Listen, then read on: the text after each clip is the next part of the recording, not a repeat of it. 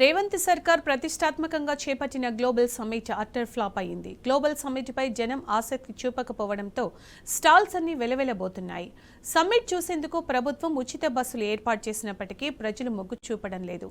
దీంతో అధికారులు స్కూల్ విద్యార్థులను బలవంతంగా సమ్మిట్కు తరలిస్తున్నారు. దీనిపై మరింత సమాచారం మా ప్రతినిధి యాసర్ అందిస్తారు. తెలంగాణ రైజింగ్ పేరిట తెలంగాణ రాష్ట్ర సర్కార్ గ్లోబల్ సమ్మిట్ నిర్వహిస్తుంది. 2 రోజుల పాటు జరిగిన గ్లోబల్ సమ్మిట్ మొదటి రోజు అత్యంత మాత్రం జరిగిన, రెండో రోజు మాత్రం అయితే అటర్ ఫ్లాప్గా జరిగింది. ప్రస్తుతం 3వ రోజు ప్రజల సందర్శనార్థం ఉచితంగా ఇక్కడ ప్రవేశాలు కల్పించారు. ప్రస్తుతం మనము గ్లోబల్ సమ్మిట్లోని స్టాల్స్ వద్ద ఉన్నాం. మనం చూస్తున్నాం, విజువల్స్లో చూస్తున్నాం. గ్లోబల్ సిటీ సమ్మిట్ చూడడానికి జనం అయితే పెద్దగా ఆసక్తి అయితే చూపడం లేదు. ప్రభుత్వం ఇప్పటికీ ఉచిత బస్సులు పెట్టి జనాన్ని తరలించాలని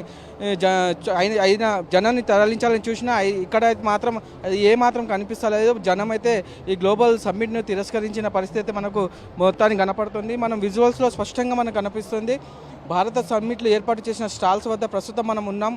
పదుల సంఖ్యలో మాత్రమే విద్యార్థులు కావచ్చు, అటు స్కూల్ విద్యార్థులు కావచ్చు, ప్రజలు కావచ్చు, తక్కువ మందిగా కనిపిస్తున్న పరిస్థితి అయితే మనకు కనిపిస్తూ ఉంది. ఏది ఏమైనప్పటికీ ఫ్యూచర్ సిటీ పేరిట ప్రభుత్వం దుబారా ఖర్చులు చేసిందని ఇక్కడ చూస్తే మనకు అయితే అర్థమవుతున్న పరిస్థితి అయితే మనం చూస్తూ ఉన్నాం. గత 3 నెలలుగా కాంగ్రెస్ ప్రభుత్వం చేసిన ప్రచారం అంతా ఒత్తిగానేనని మరోసారి తేలిపోయినట్లు మనకు తెలిసిపోతుంది. విజువల్స్లో చూస్తుంటే స్టాల్స్ సందర్శనానికి ఎవరు రాకపోవడం అనేది మనం స్పష్టంగా మనకు కనబడుతూ ఉంది. ముఖ్యం ఏదైతే గత 2 రోజులుగా జరిగిన ఈ సమ్మిట్ పూర్తిగా అటర్ ఫ్లాప్ అయిందని చెప్పవచ్చు. ఏదైతే ముఖ్యమంత్రి చెప్పినట్టు ప్రముఖ దిగ్గజాలు ఎవరు సదస్సులో కనిపించలేదు. కొద్దో గొప్ప పేరు పొందిన అంతర్జాతీయ డెలిగేట్స్, కార్పొరేట్ వ్యాపారవేత్తలు ఎవరు ఇటు వైపు చూడలేని పరిస్థితి అయితే మనకు గత 2 రోజుల్లో కనిపించింది.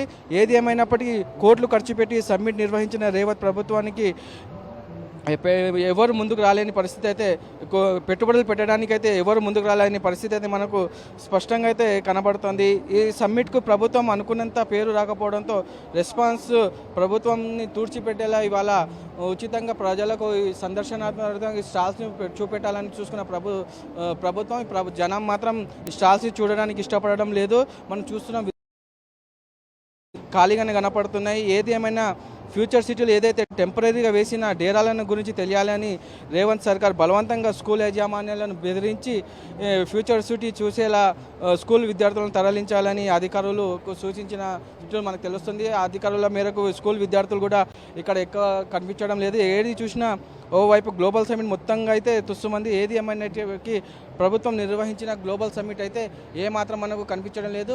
ప్రభుత్వం కేవలం దుబారా ఖర్చులు తప్ప ఇక్కడ చేసింది ఏమీ లేదని ఇక్కడ స్థానికులు అంటున్న పరిస్థితి ఉంది. విజువల్స్ అయితే మనం చూస్తున్నాము. అన్ని స్టాల్స్ అయితే ఖాళీగా కనపడుతున్నాయి. జనం ఎవరు ఆసక్తిగా గ్లోబల్ సమ్మిట్ని చూడడానికి ముందుకు రావడం లేదు. మొత్తానికి రేవంత్ సర్కార్ నిర్లక్ష్యం అనేది ఇక్కడ కనపడుతుంది. వచ్చిన ప్రజలకు మాత్రం ఎలాంటి వసతులు, కనీసం మంచినీరు కావచ్చు, అటు భోజన వసతి కూడా కల్పించలేదు. మరోవైపు భోజన వసతి కల్పించలేదని స్కూల్ కాలేజ్ విద్యార్థులు ప్రభుత్వంపై అసహనం వ్యక్తం చేసిన పరిస్థితి మనకు కనపడతా ఉంది. వీడియో జర్నలిస్టు గోపాల్తో Yasar, T News, global summit నుంచి.